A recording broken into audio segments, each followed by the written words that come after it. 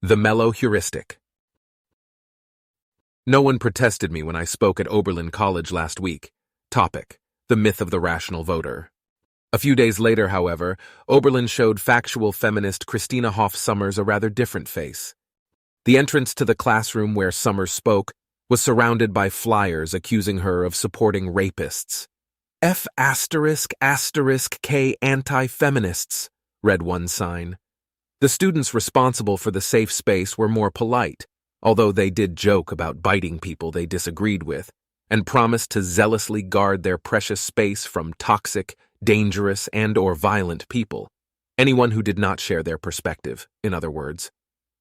Sommers told Reason that the most bizarre form of protest was the students who sat in the front row during her talk with their mouths taped shut.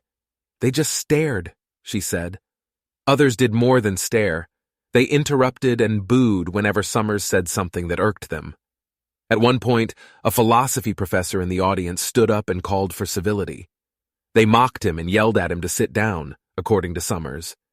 I know a lot about the science of gender, so the crowd's poor behavior has little effect on my views. But I must confess, if I knew less, this would be a perfect time to apply what I call the Mellow Heuristic. The Mellow Heuristic is a rule of thumb for adjudicating intellectual disputes when directly relevant information is scarce. The rule has 2 steps. Step 1. Look at how emotional each side is. Step 2. Assume the less emotional side is right and the more emotional side is wrong. Why should we believe the Mellow Heuristic tracks truth? Most obviously, because emotionality drowns out clear thinking, and clear thinking tends to lead to truth. The more emotional people are, the less clear thinking they do, so the less likely they are to be right. Furthermore, people who hope to persuade others normally highlight their strongest evidence. So if advocates of a view spend most of their time emoting on you, it is reasonable to infer that they lack better evidence.